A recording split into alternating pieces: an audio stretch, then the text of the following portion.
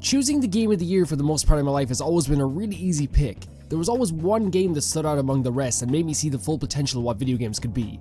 2005 was Shadow of the Colossus, 2001 Tekken 4, 2011 Dark Souls, and 2007 Bioshock, among other amazing games over many years.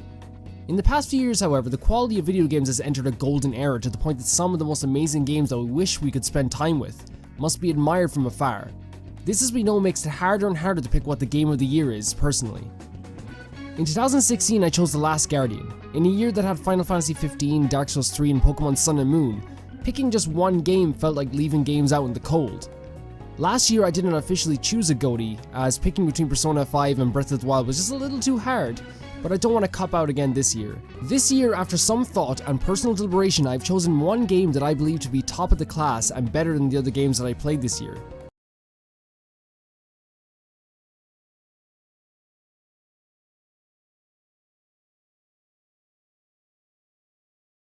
That doesn't mean that I don't want to highlight some of the other amazing games I played this year.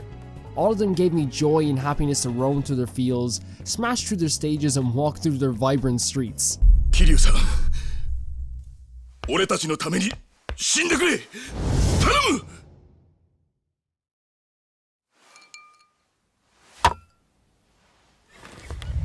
Breaking the rules of a normal GOTY list is a remake of a PS2 title.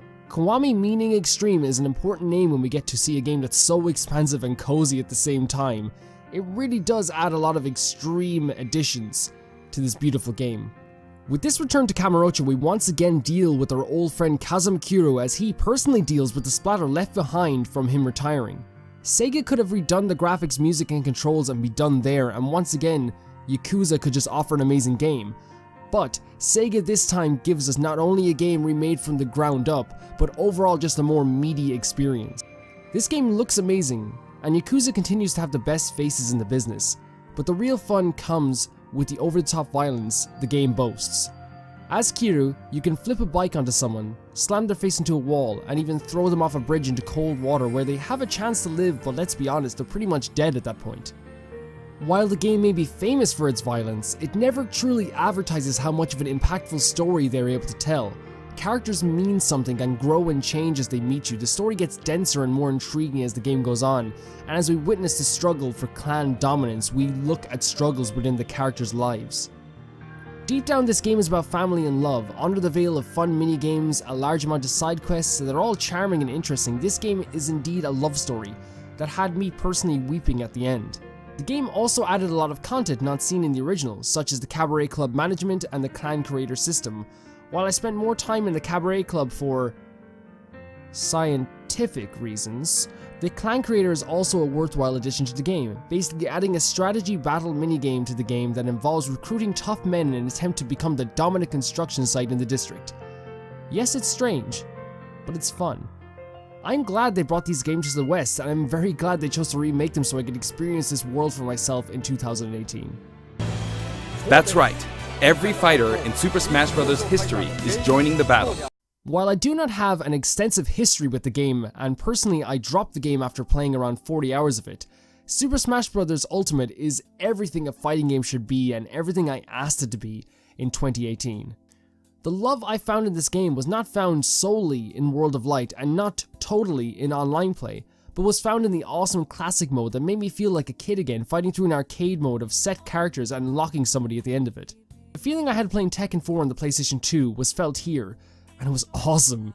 Most characters can have pretty generic classic modes but have specific boss battles at the end with cool little details, such as Incineroar teaming up with Greninja at the end and Link fighting Ganon in his final stage. World of Light is a mode that I do not want to just brush off. The effort put into this mode goes beyond what a regular fighting game does in this year and in this generation, reminding me of things like Tekken 6's campaign but on a much larger and more of a grand scale that makes this game even more worthwhile than it already was.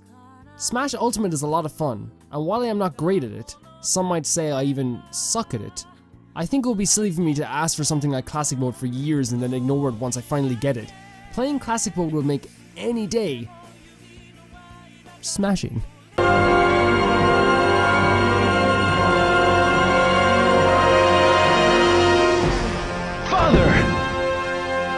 When Shenmue 3 was announced at E3 2015, and people I watched went nuts over this game announcement, I was cynical. I thought the game would be outdated and would not live up to the hype, scoffing at it for months. This year I played Shenmue 1 and 2 HD, and I have never been so happy to be wrong in my life. Playing as Ryu Kazuki in a hyper-realistic world is one of the most enjoyable experiences I've had in video games. Some may call it boring, and that's fine, but for me, walking through a town into a newsagent's and buying a bar of chocolate gave me this nice warm feeling that I've never felt before in a video game. You can follow people and they will go about their day, they will go to work, take a lunch break, go back to work, and go back home, and the routines are constant. Around Christmas time, a man in a Santa suit will walk around town, just like you would in my own personal town as a kid. You get a full-time job that you actually have to do, there's no skip button, you must do it. But it's so fun that it barely feels like a job. Yes, these games are hyper-realistic for its time, but it never strays too far off the path, meaning the context is never broken. You get to travel to 3 places, the small district of Yamanose, and the winding streets of Hong Kong, and much later in the second game, you go to the beautiful town of Guilin. All of them are picturesque, and all of them are living and breathing, which makes it just much better to just walk around and travel around in them. In Hong Kong, you can go into almost every door to just look around. You can play real arcade games like Outrun and Space Harrier. You can participate in duck races and fight clubs, and fun outside of the main story really just never stops. The main story is one of revenge and sadness. Ryu wants to avenge the death of his father and sets out on a quest to kill Lan Di. It follows a revenge story beat, but what makes this so special is Ryu as a character. Ryu is a selfish teenage boy, which makes his search for revenge more interesting to follow, as he only has tunnel vision for Lan Di, neglecting his family and friends. The combat is basic but feels like a struggle, like in a real fight, and yes, this game has quick time events, but I like them, so shut your mouth. This game should be experienced by yourself for the first time, with little distractions. The Persona 5 advice can be used here perfectly in this gem. Take your time. However did you survive? You're a jolly one. What's this? Oh, you poor thing. Come here. Come here. Oh, there's no need to be frightened anymore. You're safe now, little fellow. Dragon Quest is what you find if you looked up the term JRPG in a dictionary. A game that takes the genre and for the most part follows it and takes every quality and turns it up to level 99. In Dragon Quest XI, there is a Dark Lord, there is a godly object that radiates good vibes that can be corrupted, there is a party that you recruit and have different qualities they bring to the group. This is a pure JRPG. Following a genre is not a bad thing, and in this case it helps more than hinders.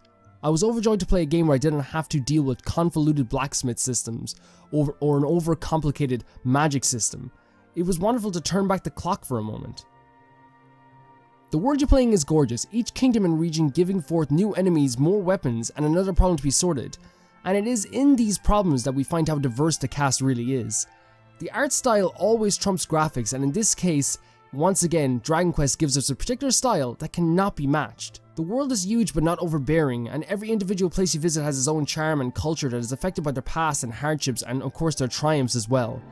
Each party member you join up with is an individual with a distinct personality, and it's a joy to see these personalities clash over the course of the playthrough. There's a deep friendship amongst all of them.